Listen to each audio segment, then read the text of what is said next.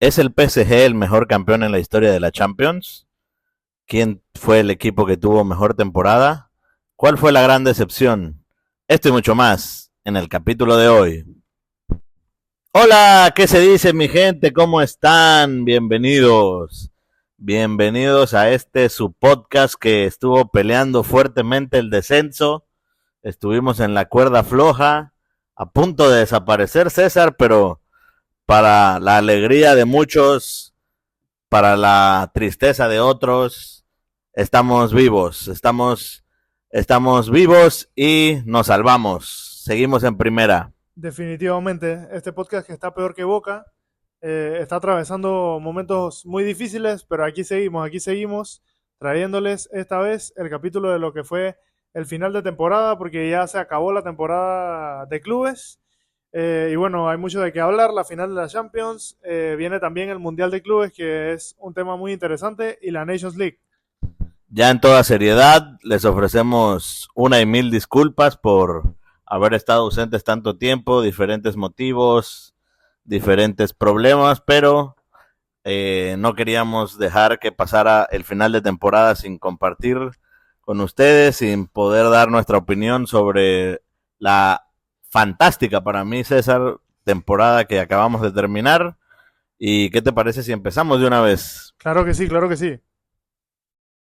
Y bueno, César, comencemos con el partido que a todo mundo nos interesa, el partido que todo mundo quiere ganar. Paris Saint-Germain 5, Inter 0. Un partido que no tuvo dudas desde el primer inicio. Se vio que el PSG iba a aplastar al Inter. Creo que nunca hubo una sola posibilidad de que el Inter se metiera en el partido.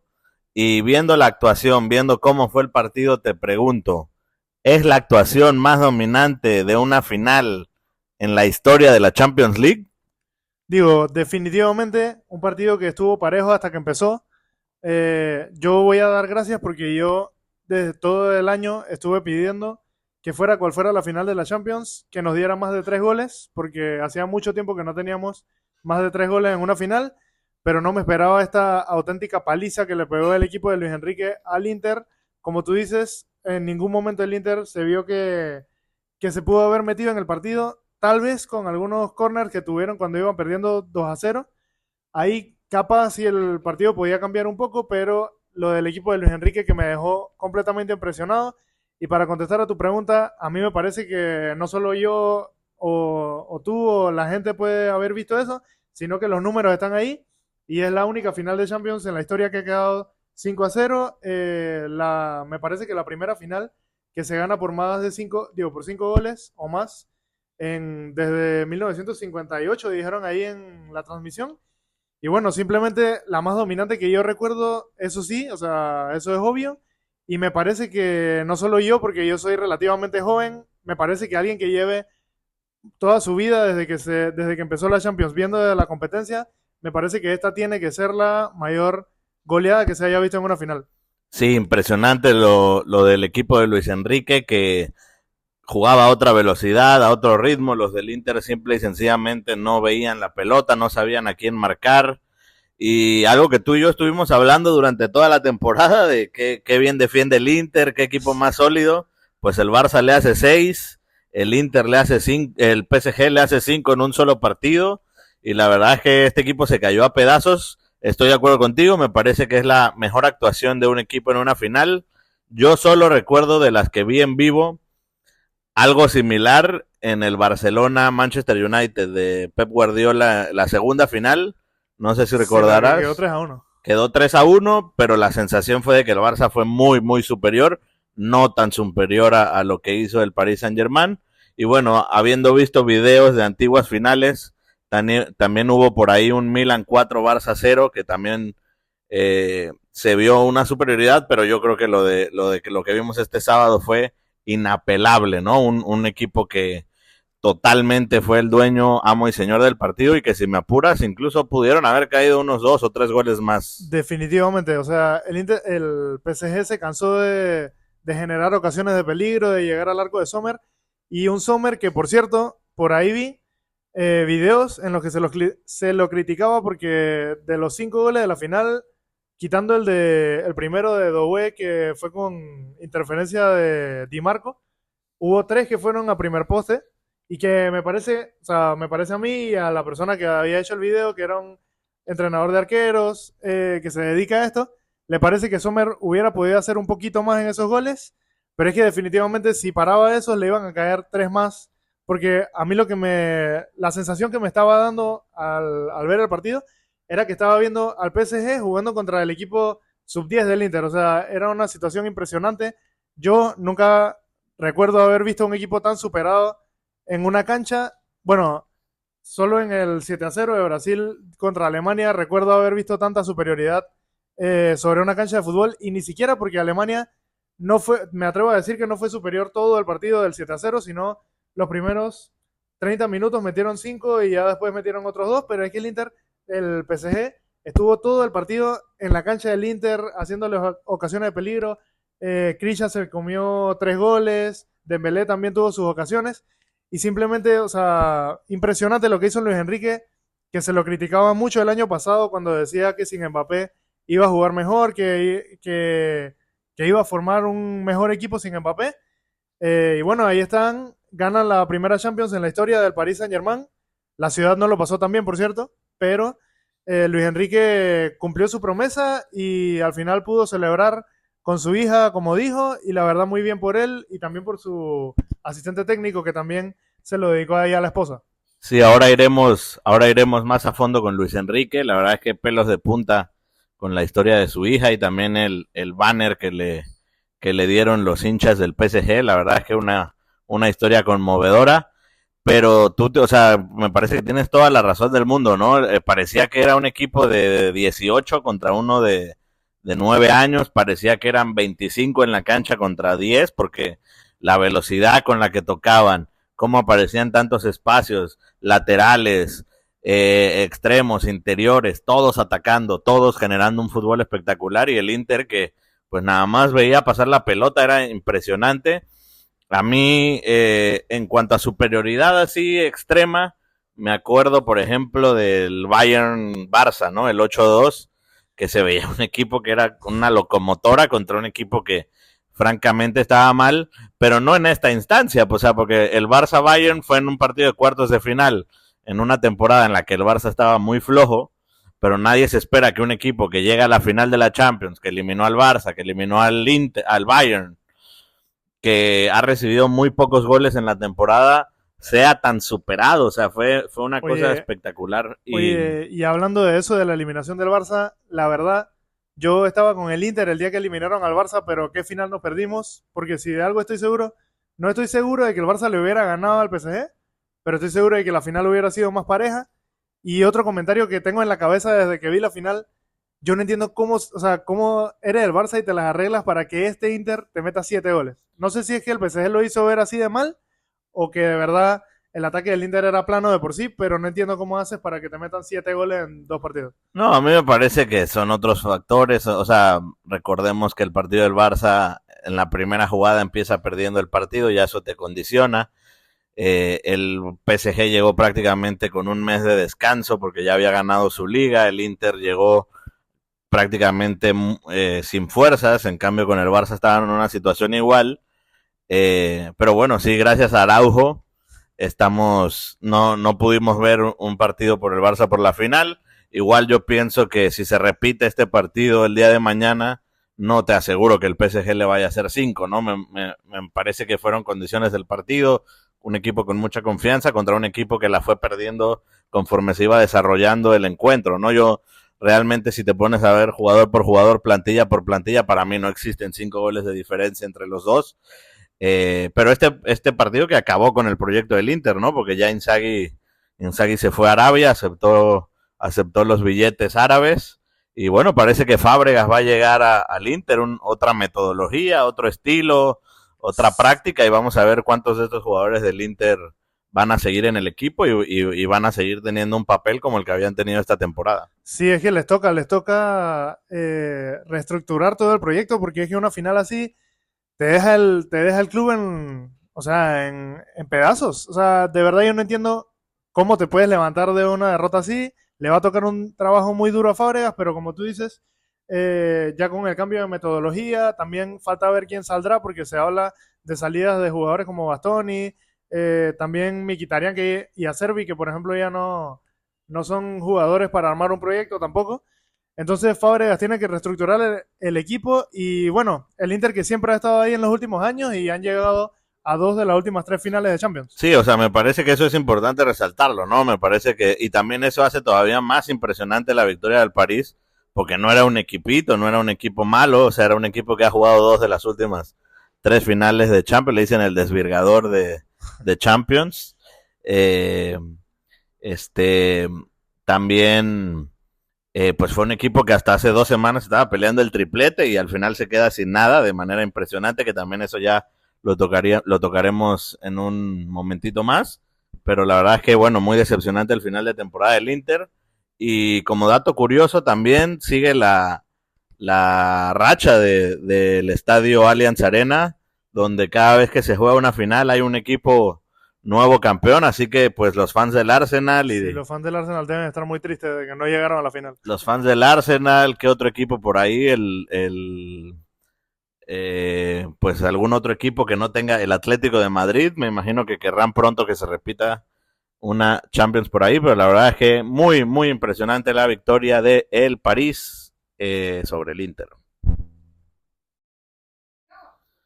Y bueno, César, creo que todos estamos felices, todos estamos contentos por la historia de Luis Enrique. Te podrá caer mejor, te podrá caer peor, pero a nadie se le desea lo que ha sufrido este hombre, la pérdida de su hija, víctima del cáncer, y una historia de superación, ¿no? Por cómo lo ha vivido, cómo lo ha superado, cómo lo ha hablado en público, en entrevistas, en documentales.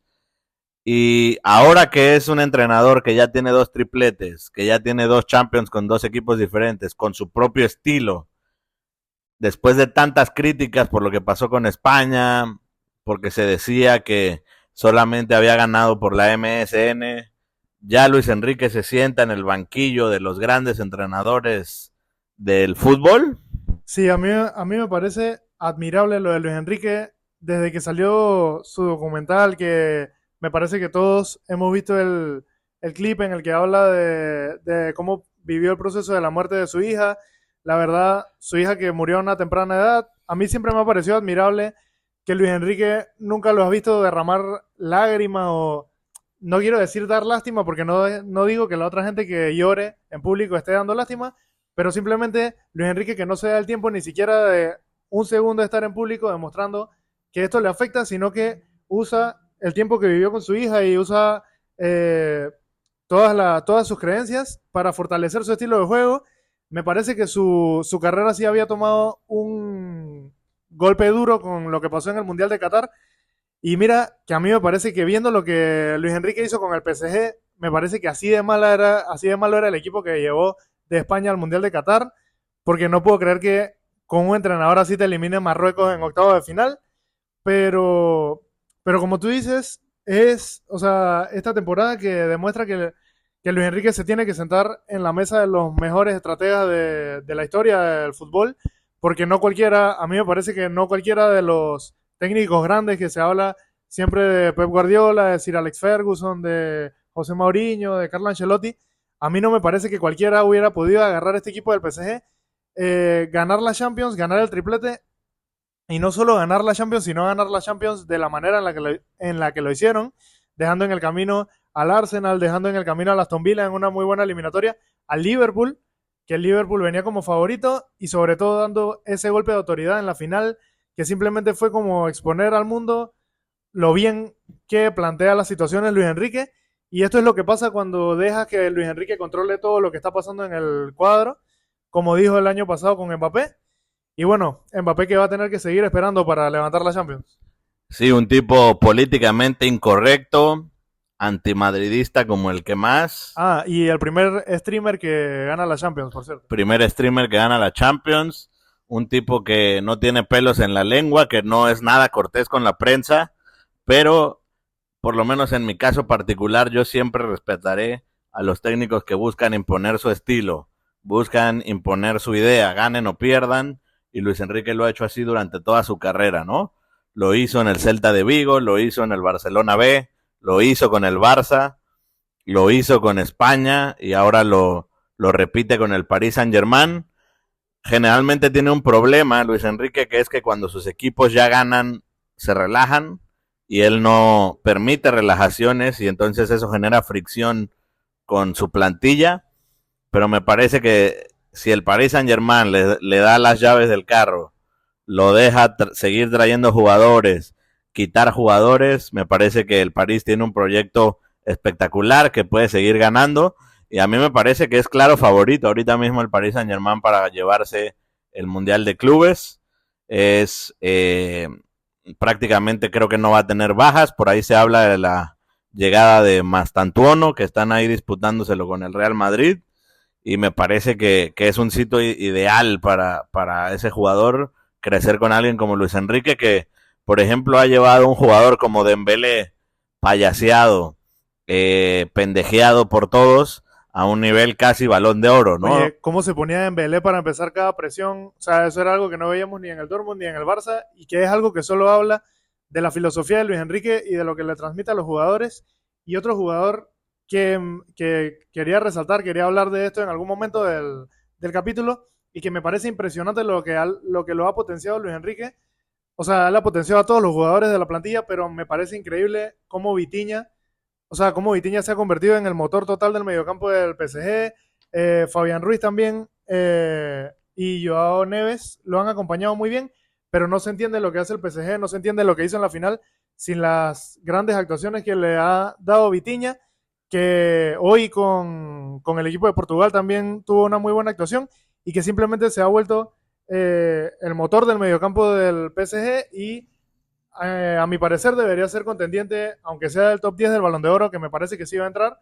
Eh, y bueno, la verdad ahora que hablaste del Mundial de Clubes, no quiero ver qué le va a pasar a Tottenham en la Supercopa, tengo algo de miedo. Los fanáticos del Tottenham, yo si fuera ellos ni siquiera sintonizaría la transmisión. Pero bueno, Luis Enrique sigue marcando tendencia y vamos a ver qué pasa porque se habla de algunas salidas, se habla de algunas llegadas, pero definitivamente mientras Luis Enrique esté al mando, el PSG tiene un futuro brillante por delante. Sí, a mí me parece espectacular lo que hizo Luis Enrique con Vitinha, con Joao Neves, esa pareja de mediocampistas que cuando uno la veía al inicio de la temporada jamás se imaginaba que iban a alcanzar el nivel que llegaron, pero bueno, los tipos parecían Xavi y Iniesta combinados con Scholes y Carrick, porque cómo recuperaban, cómo metían, cómo dominaban el partido. La verdad es que espectacular. El fútbol es de los mediocampistas y estos dos, para mí, sin duda deberían de estar en un once inicial de la temporada y también peleando por allá arriba el Balón de Oro, me parece a Pero, mí. ¿tú qué opinas? ¿El Balón de Oro se lo van a dar a Dembélé? ¿O es de la Estoy misma? Es de la misma. viendo peligrosamente preparado a la gente para darle su voto fácil a Mbappé con el Mundial de Clubes, No, no, lo no. cual yo no podría entender que por hacerle goles al Pachuca te vayan a dar el Balón de Oro, pero ya estoy, no, que la bota de oro, cuando ni siquiera hizo más goles que Jóqueres. A ver, con el Balón de Oro yo siempre tengo un problema. ¿Qué votamos? ¿El jugador que más títulos ganó? ¿Votamos el mejor jugador del año? ¿Qué es lo que se vota? Para mí Dembélé tiene méritos para ganar la Champions. ¿Por qué? Porque, perdón, para ganar el Balón de Oro. ¿Por qué? Porque gana todos los títulos que juega, es importante, da un salto de nivel, creo que fue el máximo goleador del 2025. Entonces, méritos absolutamente los tiene. Para mí, el mejor jugador del mundo en este momento tiene 17 años y se llama Lamine Yamal. Es un tipo que marca diferencias, que te hace prender la televisión, que te hace ver sus partidos, que los que quieren al Barça y a España lo quieren ver jugar, que los que no les gusta el Barça lo ven jugar porque quieren que pierda. O sea, es ese tipo de nivel. Me parece que por números, Rafinha debe de estar en la conversación. Es el jugador que más contribuciones de gol hizo.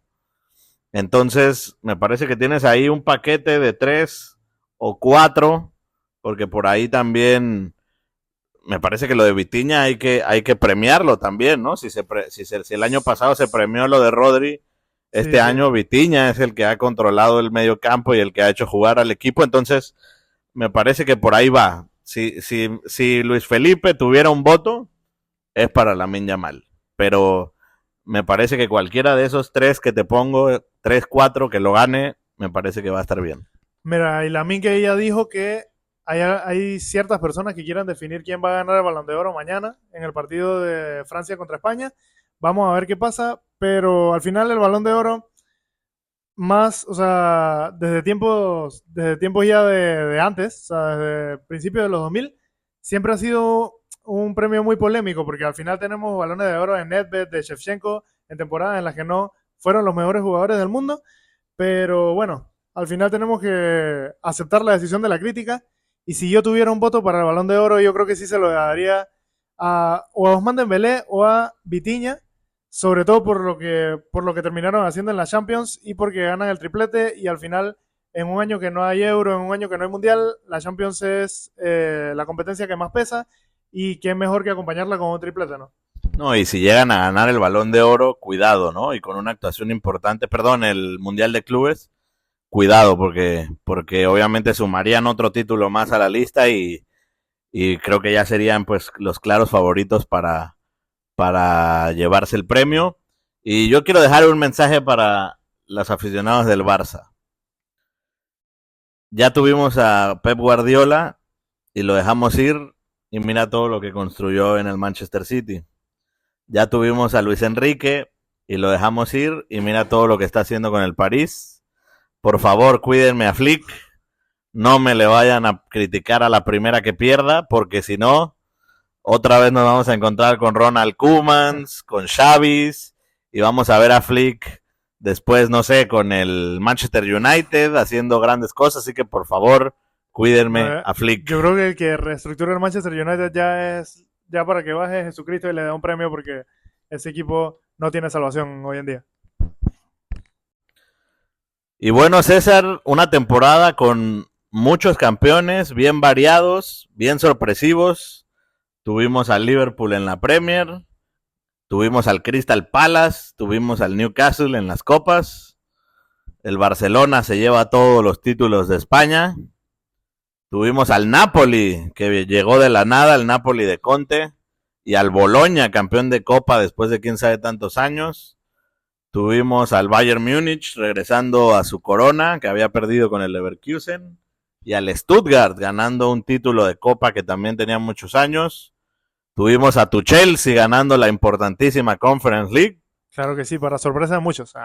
Y tuvimos al Tottenham Hotspur y al Paris Saint-Germain, dos equipos que yo creo que nadie tenía en la encuesta para ganar títulos este año. Se llevan la Champions y la Europa League. Y te pregunto, de todos los campeones de las grandes ligas de Europa, ¿cuál te parece que fue el campeón más sorpresivo? ¿Cuál tú dices es imposible que este equipo salga campeón y termina ganando? Ok, ya repasaste todos los campeones de esta temporada. Quiero dar la noticia más importante de estos campeones que dijiste. Se desvirgó Heung-min Son y se desvirgó Harry Kane. Impresionante el trabajo de estos jugadores.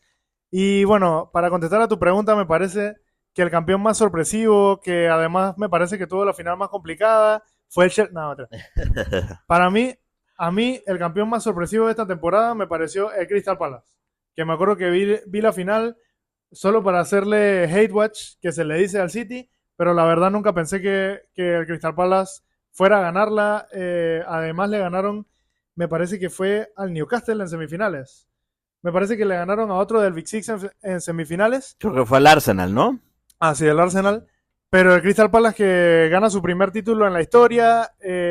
No creo que si le preguntaban a nadie antes de esta temporada te dijeran que el Crystal Palace iba a ganar la FA Cup. Y el Crystal Palace que jugó un muy buen partido contra el City y que tuvieron un equipo muy, muy regular a lo largo de la temporada. No por nada jugadores como Daniel Muñoz, como Eberechi S, hasta Eddie Nketiah se vio bien esta temporada, que era un jugador que en el Arsenal había perdido algo de regularidad. Y por eso me parece que el campeón más sorpresivo de esta temporada fue el Crystal Palace. Y ya si me dices el mejor campeón de esta temporada, me parece que fue el PSG en la Champions. Sí, mucho mérito lo del Crystal Palace, mucho mérito lo del Bologna, lo del Stuttgart, porque son equipos que no son grandes, que les cuesta mucho trabajo mantener a sus figuras y que con mucho mérito son campeones. Yo te voy a poner el asterisco de que son torneos de eliminatorias y de copas y que muchas veces los grandes lo juegan medio ahí, como que no le ponen las ganas que le ponen a otros torneos. A mí me parece que lo más impresionante esta temporada fue lo del Napoli, porque aguantar 38 jornadas en un equipo que nadie daba un peso por ellos, donde se te va Osimhen, a mitad de año todavía se te va Kvaratskhelia, que es tu figura. Pero Pipe, ¿qué importa que se vaya Osimhen? ¿Qué importa que se vaya Kvaratskhelia si llegó Scott McTominay? Maradona. El mejor jugador escocés de la historia y Sam McTominay. Increíble lo de Scott McTominay. Maradona y San Lukaku, que volvió a sonreírle la suerte. A mí me parece impresionante siempre lo de Conte, que es un tipo que los primeros años llega, acomoda al equipo, lo hace campeón y después destruye todo. Esta vez parece que no se va de una vez, parece que lo retienen un año más con el fichaje de De Bruyne, que va a ser muy interesante ver cómo encaja en la Serie A. Pero a mí me parece muy, muy meritorio lo del Napoli. Obviamente creo que el mejor campeón es el Paris Saint-Germain de la Champions. Y me parece que la temporada del Barcelona también hay que aplaudirla porque sí, eso te iba a decir, que también hay que darle mérito al Barcelona, que con un equipo que todos los reflectores en España estaban puestos en el Real Madrid, que el Real Madrid, Mbappé y los Galácticos. El septete. Y el Barça que lo secó, le ganó los 4 clásicos esta temporada, le ganó Copa y le ganó la Liga. Así que definitivamente la temporada del Barça, que ojalá lo hubieran podido redondear con la Champions, solo para ver al Real Madrid sufrir, pero no pudo ser así. Andabas de hocicón y te puse en ya saben qué.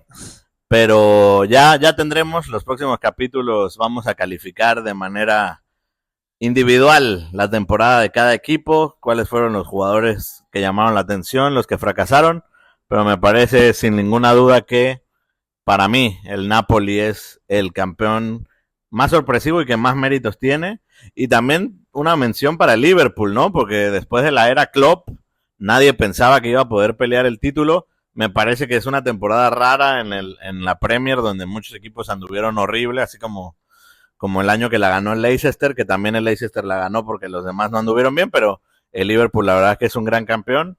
Y nada más para cerrar este tema, César, ¿cuál te pareció el fichaje de la temporada? Si tuvieras que elegir un solo jugador que cambió de equipo este año, ¿con quién te quedas? Es que hay bastantes para que son así interesantes, pero a mí lo que por cierto era un tema que te quería traer aquí sobre la mesa, ahora que hablamos de McTominay, me parece que lo que tenemos que hablar, que no se puede pasar por alto, es cómo el Manchester United es poner un pie fuera del Manchester United Sí. en préstamo, en transferencia, lo que sea, y cómo los jugadores se potencian como por 10. O sea, increíble. Reviven. Tenemos varios ejemplos esta temporada. Sí, Anthony, Sancho, McTominay. Sancho. Pero bueno, hablando de eso, me parece a mí que el mejor fichaje, yo te voy a decir, es Scott McTominay. Te voy a decir porque al final termina dándole el gol del título al Napoli, 12 goles, una cifra muy alta para un mediocampista en la Serie A. Me parece que fue el mediocampista con más goles esta temporada. Y simplemente una transferencia que reavivó la carrera de un jugador que en el Manchester United parecía perdido. Y por ahí tenemos también a Krisha, que le fue muy bien en el PSG, pero no fue sorpresa para nadie su rendimiento. Y tenemos el fichaje de Anthony, que lo hizo muy bien en el Betis, aunque fantasmeó un poco en la final de la Conference, pero su impacto en el equipo estuvo ahí. Y la verdad, desde que llegó a Sevilla, no se cansó de hacer golazos y ahora está de vuelta en el Manchester United. Sí, a mí me impresiona mucho sobre todo que McTominay era un jugador que, pues cuando te lo mencionaban, todos lo veíamos de corte defensivo, ¿no? Un tipo que metía la pierna, que peleaba, y se llevó eso a la Serie A, pero además le agregó gol, imaginación. La verdad es que muy bien por McTominay, estoy de acuerdo contigo, para mí es el fichaje revelación de la temporada, y obviamente sin dejar fuera a Joao Neves, ¿no? Que venía del Benfica, se une al PSG y la verdad es que ese tipo increíble, parece una hormiga, se multiplica por la cancha, está defendiendo, atacando, dando pases, la verdad es que espectacular. Claro que sí. Oye, y Scott McTominay, que no solo se llevó un estilo de juego completamente renovado, sino un look increíble, el aura que desprendía el tipo cuando estaba recibiendo el premio al MVP. Scott McTominay, el fichaje de la temporada. McTominay aura. Y ahora vamos con la decepción. Después de tantos fichajes, de tanta vista, ida y vuelta, ¿cuál es la decepción de la temporada? El jugador decepción El de la jugador. temporada. Yo lo tengo clarísimo. Es que a mí no me gustaría decir que la temporada de Mbappé fue una decepción en términos de goles, porque digo, en términos de goles, llegó y rompió el récord de más goles en su primera temporada en la liga. Creo que fueron 38, 37 goles que marcó esta temporada. Pero lo de que llegues al Real Madrid con tanto bombo, o sea, con una plantilla que prácticamente está hecha para ti, con un equipo que había ganado la Champions la temporada anterior y que ni siquiera pueda ganar la Copa del Rey, a mí me deja muy, muy frío lo de Kylian Mbappé esta temporada. Vamos a ver si ganan el Mundial de Clubes, pero para mí eso no arreglaría que es la decepción de la temporada. Para mí, porque los madridistas yo creo que pensaban que se iban a llevar el sextete fácil. Sí, para mí por la expectativa que despierta Mbappé está señalado sin ninguna duda. ¿Por qué? Porque como tú dices, llegaba un tipo, que un equipo ganó todo con el mejor jugador del mundo supuestamente y tenían que robarse todo y al final pues fracasaron rotundamente, goleados por el Barcelona en varios clásicos. El Arsenal también los golea en la Champions. La verdad es que un desastre. Creo que Mbappé mejoró mucho individualmente al final del año. O sea, Sí, porque su primera mitad fue muy mala. creo que el equipo no anduvo bien, pero Mbappé despertó, por así decirlo, al final. Hizo varios goles, hizo gol en la final de la Copa del Rey, en el Clásico. Al final compuso un poco su camino, pero me parece decepcionante. Pero no creo que sea el peor, César. ¿Quién es el peor? Para ¿Quién mí es el el peor? peor, en el enésimo fracaso, es Joao Félix. Una vez más, se va a otro equipo, al Milan en este caso, y otra vez no logra ni siquiera acabar como titular. Pero Pipe, ¿tú todavía consideras a Joao Félix un futbolista?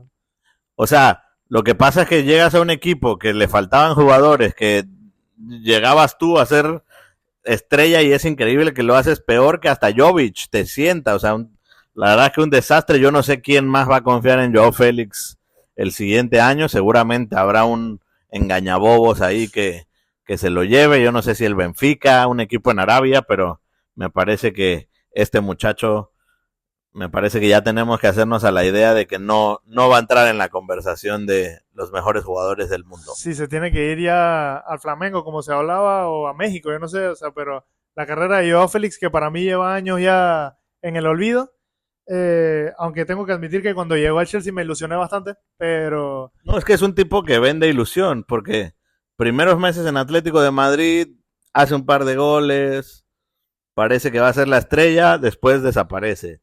Llegó al Barça, hace un par de goles, tiene ahí, es facherito, y parece que va a hacer una buena temporada, al final acaba suplente, relegado, no haciendo nada. Va al Chelsea, pasa lo mismo. Ahora en el Milan, la verdad es que no hay por dónde coger a Joao Félix, para mí es el gran desastre de la temporada. bueno, él dijo que le van a dar su mundial a Cristiano. Vamos a ver qué pasa en 2026, si es que lo convocan. Si ya hoy no estuvo convocado, por ejemplo. Y bueno, César, un torneo que hemos criticado bastante en este podcast, el mundial, la Nations League, pero que ya tiene a Portugal en la final con gol de mi comandante el bicho a los 40 años. ¿Quién lo diría?